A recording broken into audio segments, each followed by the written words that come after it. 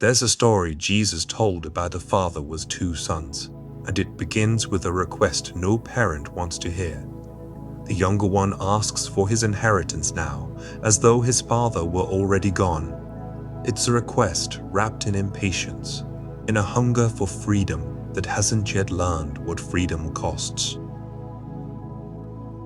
And the father, without argument, without a single reproach, divides everything he owns between his two sons. No lecture, no conditions. Just an open hand, offered to a son who hasn't yet earned the wisdom to hold it well. But many days later, the younger son gathers it all together and leaves for a distant country, far from his father's house, far from anyone who might recognize him or slow him down. The road behind him grows longer with every step, and so does the silence he leaves in his father's home. There, in that far country, he spends everything, on pleasure, on new friends who appear the moment his purse is full, on a version of freedom that burns bright and fast. For a while it feels like the life he always wanted. For a while. But money runs out long before appetite does. A severe famine grips the land, and the young man who once had everything now finds he has nothing. No coin, no friend, no plan for what happens next. So he takes the only work he can find, feeding pigs for a stranger, in a country where pigs were the lowest, most unclean thing a Jewish son could touch. He grows so hungry he eyes the pods meant for the animals. No one offers him anything. And there, kneeling in the mud, something shifts. He comes to himself, an old phrase for waking up to who you really are and how far you've wandered. He remembers his father's hired servants have bread enough to spare while he is starving in a foreign field.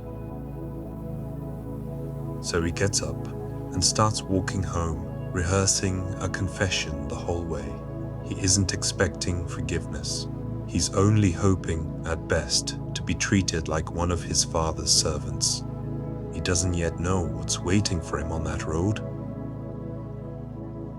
But while he is still a long way off, his father sees him and doesn't wait for an apology, doesn't wait for him to arrive.